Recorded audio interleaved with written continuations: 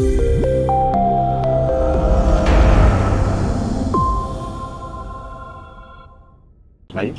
ariz naiz, lehenengo 30 urtetako gaztea, eta azkenengo hamarkadak eman ditut, lehenengo kolektibo ezberdinetan lanean, eta azken urtetan Plaza Berrin eta Herrigunearekin lan egiten.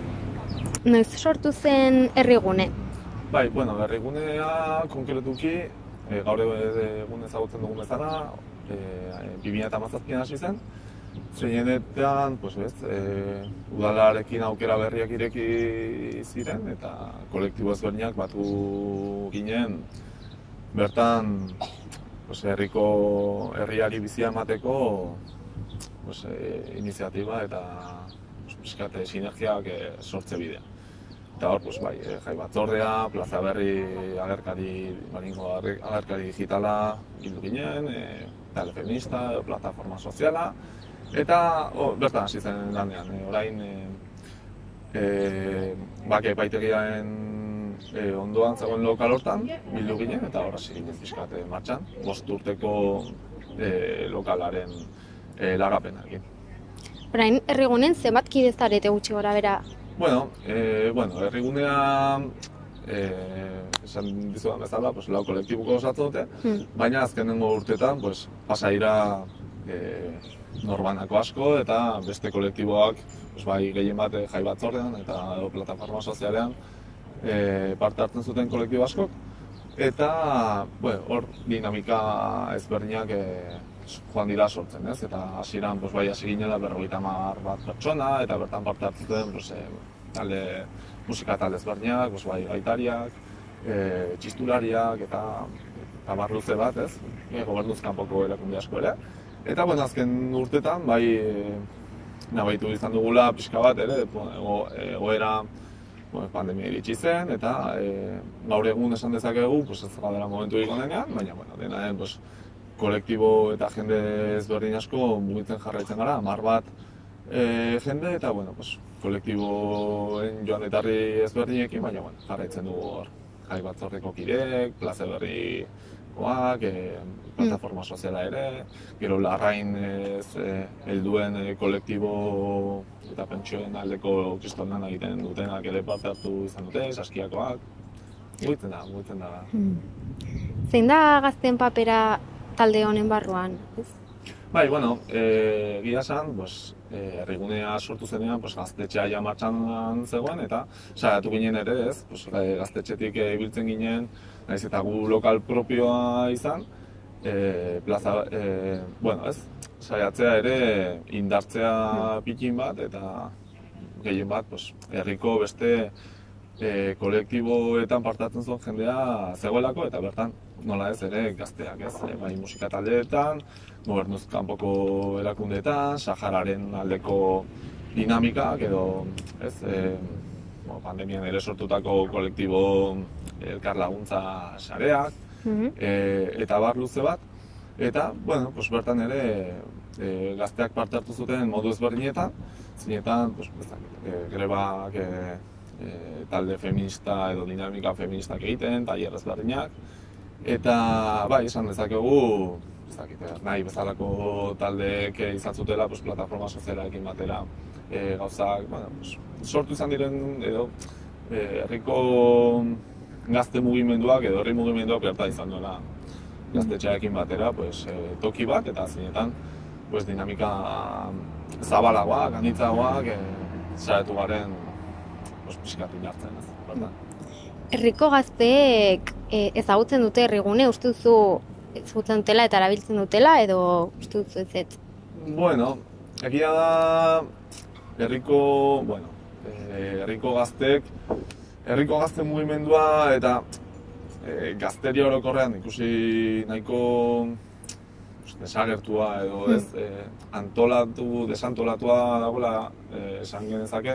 Herriguneak ez nuke esango zentralidadea izan duenik inoiz, baina nolabait gazte segun eta gazte antolatuen dako izan dela referente bat, esan dudan bezala, bertan antolatzen zirelako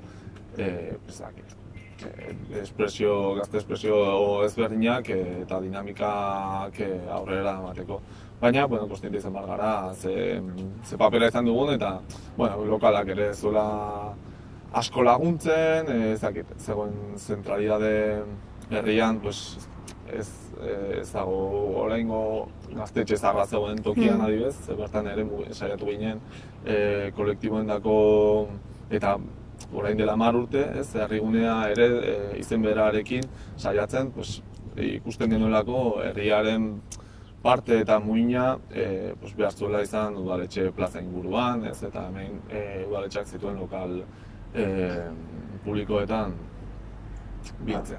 Orduan, hori, kontziente gara izan dugun indarraz eta pena da, gazteria ez dago oso antolatua, oso mugitua, baina orain apustu berria egiten dugu lokal berrian eta jende berriarekin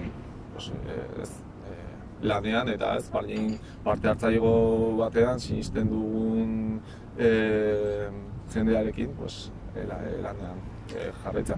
Aipatu zu lokal berriarena, pixkat gainetik azaldu dezakezu zer gertatzen ari den? Bai, 2022ko irailean hasi ginen ja udalak bota zigula orain arte merkataritza bake epaitegi ondoan genuen lokala erabili nahi zuela helduentzako aisialdi eta eguneko zentro bat egiteko, zeinekin gu oso ados eta ginen, baina horrek izan negoziazioetan ibili ginen eta konpromezu hartu zuen udaletxeak lokal berria eskaintzeko eta, kasu momentu honetan, aurkitzen garen momentua da udalak ez dola gurekin bete, gu hasieratik aste bateko epearekin lokala utzi genuen eta udalak hartutako konpromezua ez du bete. Orain kulturetxeko geletan saiatzen gara gure dinamikak aurrera ematen, baina plaza berrik adibidez bulegoa herrigunean geneukan eta ikusten gara azarotik lokalik gabe gaudela eta udalak ez duela ez du laguntzen eta espero dugu ados hartu genituen konpromezu hauek betetza, baina ikusten dugu zaila dela, obrak ez dira hasi ere egin eta Ehultza ikastetxe aurrean lokala genuen arren, udalen partetik aitzakiak eta ez hori bakarrik, baizik eta nahiko jarrera oldarkorra ikusi dugu guk egindako lanaren kontra eta horregatik pixkat gaude temati. Espero dugu esperantza daukagu, baina uste dugu ez dugula dena gure alde. Ze aitzakia jartzen dizkizuete ez esateko? Ez dute sakondu naiz, izan duen azkenengo otsaileko pleno oso tentxo bat, zeinetan alkatesak ustezko argudio asko erabili zituen gure aurka, eta tartean sartu nahi zizkuguten adibidez bake epaitegiko elektrizitate faktura izugarriak, bakarrik hartuta kontuan partekatzen genuelako hori egia da elektrizitatea, baina kontuan hartu gabe haiek erabiltzen zutela egunero 8 orduz berogailuekin adibidez eta aurpegiratu ziguten, Guk naiz eta inolako diru laguntzarik ez jaso, ordaindu behar genituela, milaka euro erabiltzen ez genuen haiek bezala erabili genuen lokal bat. Eta egoera hori izan da parekoa bai gaztetxearekin, konpartsa, zeinetan udaletxeak gestio txarra eta atzeragoko urteetako kudeaketa desegoki eta horrekin gure aurka saiatu dira erabiltzen argudio horiek. Ezakegu, pentsatu nahi dugu nahita egindakoa ez dela, baina tematik gaudez, esan bezala oso jarrera itxusia izan zuten, argudiatzen dirua zor genuela, gure akordioa guk gainera behin kanporatuta haiek lokaletik eta haiek argi zegoenean lokala obrak ez zituztela hasi, gainera entzun behar izan genituen gure erruz izan zela lokal berriaren horren atzerapena eskatu genituelako konponketa batzuk zirela erabilerako minimo batzuk izan zintezkenak bakarrik berogailua eta bar eta modu horretan aurkitzen gara. Udaletxetik ez dugu gauza handirik espero, baina penaz eta espero dugu bai akordio eto elkar ulertze batera iristen. Etorkizunari begira, ze itxura dauka egoera honek? Uste duzu onera egingo duela edo? Bueno, ez dugu besterik, guk ala espero dugu eta ikusi beharko dugu egoera izoztua edo ez bada mugitzen, bai, herri mugimendu bezala ikusi beharko dugu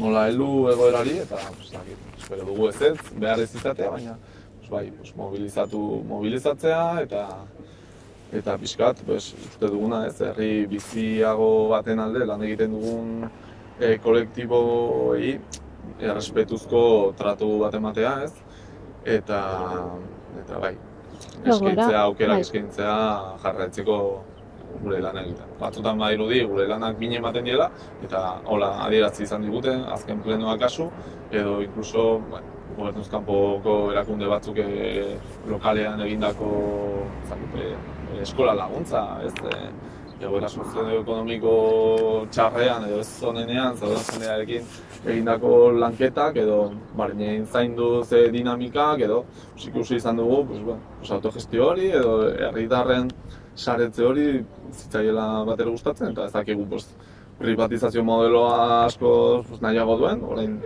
ikusiko dugu ere, eguneko zentroari ze modelo ze gestio modeloa diez ematen dioten eta konstiente gara, eskuina gobernatzen duela eta tamalez, kostatzen zaiela segun eta ze kolektiboen lana aurrera edo laguntzeaz, irudi beste batzuk ez dutela inolako arazorik, ez dugu hortan sartu nahi baina.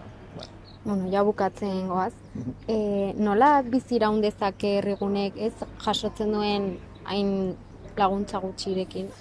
Bai, pena da, zuk zeuk esan zuen bezala, eske diru laguntzarik ez dugu jasotzen eta laguntza instituzionala ez da laguntza, baizik eta alderantziz, gehiago dira, trabak dira gehiago, baina ez gaitu harritzen, Navarrasumak ere Iruñako beste auzoetan adibidez izaten ari duen jarrerarekin, orain Sajoazar txikiren egoerarekin, alokairuak ez ordaintzarekin edo inkluso lokal publikoetatik jendea baztertzen.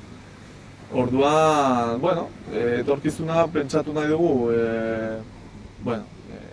lan egin beharko dugula, baina aukerak irekiko zaizkigula berriz, espero dugu udal gobernuan dagoela, izango duela begirada bat herri mugimenduarekiko, antolatutako jendearekiko.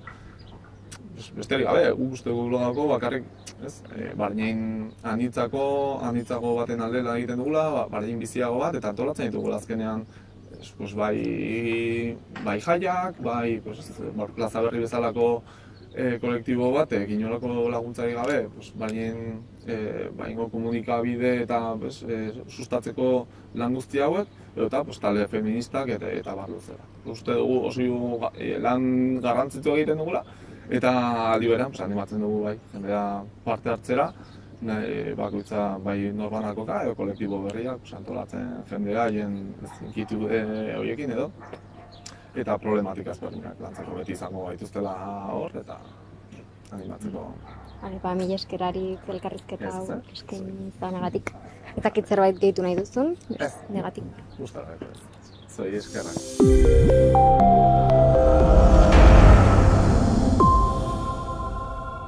Kaixo Aritz, zer moduz? Oso ondo, eskerrik asko bane. Eskerrik asko gurekin hitz egiteagatik gaur. Buktegi proiektuaren inguruan arituko gara gaurkoan. Beraz, hasteko azaldu ezaguzu pixka bat zer den buktegi proiektu hau. Ados, buktegi plataforma digitala da, non liburuak deskarga daitezken, eta guztira, 300 liburu baino gehiago daude momentu honetan, astero liburu bat argitaratzen dugu. Liburuekin batera, bideoak eta audioak daude, elkarrizketak, telesaio bat, elkarrizkatea izenekoa, audioliburuak, saio bereziak, gomendioak, sortzaile batzuen gomendioak, eta egile idazle batzuen biografiak. Dena doainik dago, eta gure asmoa da euskaraz irakurtzeko eta idazteko zailtasuna bultzatzea. Hori da buktegiren helburua. Claro, eta hori da plataforma honen berezitasuna, ez da, eduki guztiak euskaraz daude. Bueno, horretan ez da bakarra. Beharra bakarra da dena euskaraz izatea eta dena doainek egotea. Uste hori batez ere bereiztasuna hori dela. Bai. Bi ezaugarri horiek, ez da? Euskaraz egotea eta doainek egotea. Eta noiz sortu zen hau edo zergatik? Bai, noiz 2017an sortu genuen, ereki genuen, zergatik, helburu horrekin ez da, idaztea eta irakurtzea bultzatzeko euskaraz, eta kontua da ikusi genituela bi gabezi kultur munduan, bata, liburu elektronikoaz oso gutxi erabiltzen dela, eta gaur egun ere oso gutxi erabiltzen dugula, esango nuke. Eta bestetik, euskarazko liburu asko ez dira plazaratzen, edo argitaratu gabe, horietako asko naiz eta oso liburu onak izan, apaletan geratzen dira, ahaztuta edo. Beraz, hori ulergarria da diruagatik, ez da, baliabideengatik gutxi dira beti, ez da. Beraz, konturatu ginen aukerak genuela bi gabezi horiek uztartzeko, eta horrela gauza berri bat irekitzeko. Beraz, liburu horiek, bai zarrak, bai berriak, pentsatu genuen beste ibilbide bat edo lehenengo ibilbidea kaso gehienetan egia esan merezi zutela. Eta hori konturatu ginen liburu elektronikoen bidez egin genezakela. Beraz hori da buktegiren erdigunea. Eta zenbat pertsona aritzen zarete plataforma honetan? Nola funtzionatzen du, ez? Edo nola egiten duzute? Lanari dagokionez, diozu? Bai. Nola?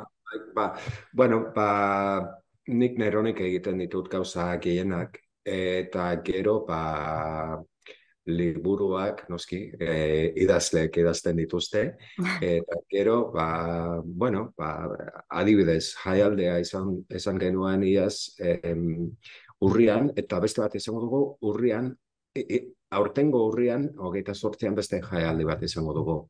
Eta jaialdian gure kolaboratzaile handienak etortzen dira, eta hola taldea osatzen da egun horretan batez ere. Eta zer gustatuko litzaizuke nolabai lortzea, ez? Horrelako plataforma edo proiektu batekin? Alde batetik iruditzen zait zerbait lortzeko edo zerbait gehiago lortzeko egonkortasun bat beharko genukela. Eta horrek esan nahi du baliabideak. Beraz, bazkide gehiago beharko ditugu. Nork bakoitzak ematen badu hilero kafe bat ordaintzeko moduko kopuru bat, nahikoa izango da aurrera joteko. Bainean, bazkide horiek beharko ditugu. Beraz, mesedez, izena eman, buktegi.eu zen, eta bazkidea izan, eta euskarazko proiektu honi bultzatu. Bainean, funtsezko kaldera iruntzait ez dela hori, zure kaldera, baizik eta buktegik berak zer lortu nahi duen. Eta hori da, jende gehiagok euskaraz irakurtzea, eta gehiagok euskaraz idaztea, eta gehiagok euskaraz bizi izatea. Euskararen aldeko proiektua da. Horren arira, nola baloratuko zenuke Claro, zuk erabaki zenuen horrelako zerbait aurrera ateratzea, behar hori ikusi zenuelako, eta Bai, oraintxe bertan azaldu duzun moduan, jendeak euskaraz irakurtzeko eta euskaraz idazteko. Behar hori bai. ikusi zenuen, uste duzu gaur egun jendeak nahiko irakurtzen duela edo nahiko idazten duela, edo nola baloratuko zenuke egun dagoen egoera? Hori kaldera hori horrek badu aurpegia eta aifrentzoa, ez da?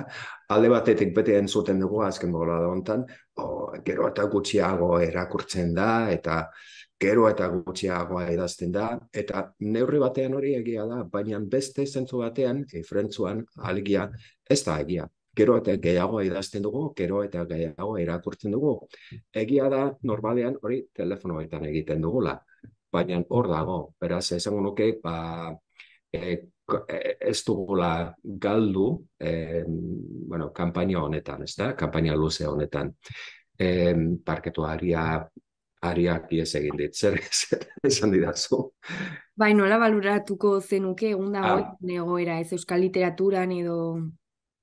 bai, bueno, modu simpleena izan liteke gure deskarga eta bisitak kopurua ikustea, ezta? Eta azken, izan dira, sei urte izan dira dagoeneko, ezta? Eta bisitak izan dira, milioi erdi batekoa, beraz, 500.000 bisita jaso ditugu urte hauetan, eta deskargak dira, 300.000. Beraz, noski ez dakigu liburu horiek guztiak irakurri egin diren edo ez. Baina behintzat, hasiera hori, alde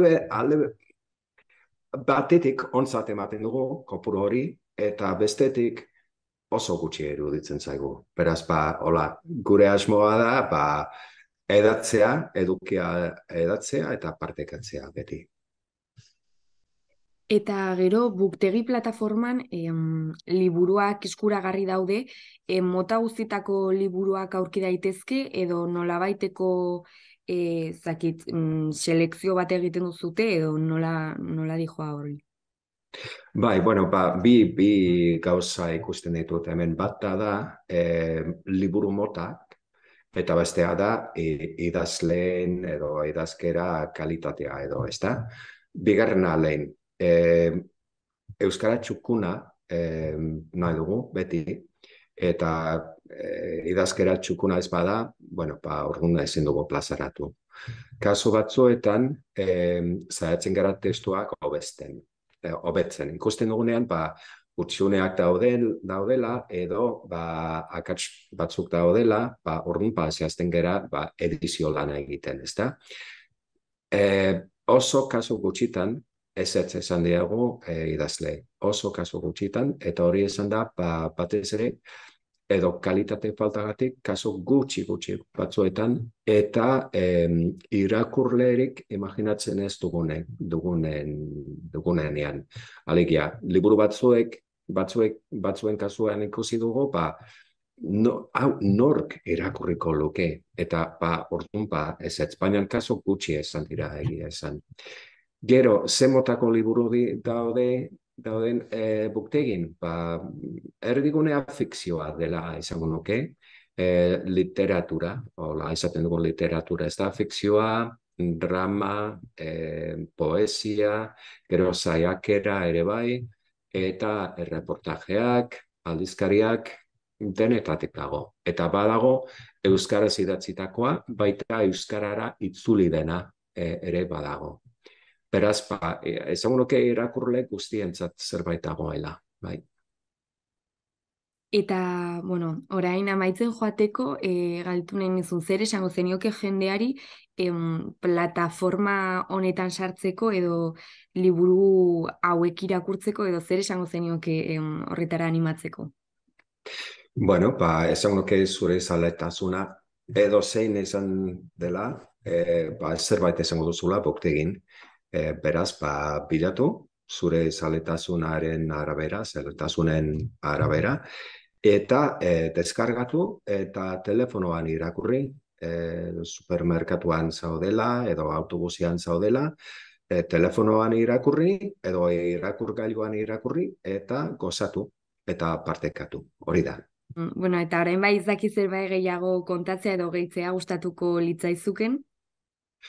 Bueno, egia esan, zure azken galderari berriz erantzuna emateko, sartu gutegin, zure gustukoa ez den zerbait aurkituko duzu, eta horrekin gozatu eta lagunekin partekatu. Hori da, eman nahi nuken mezua. Espero dut jendea animatzea.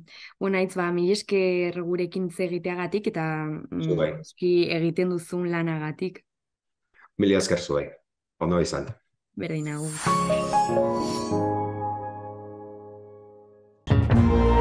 Gobierno de Navarra. Nafarroako gobernua.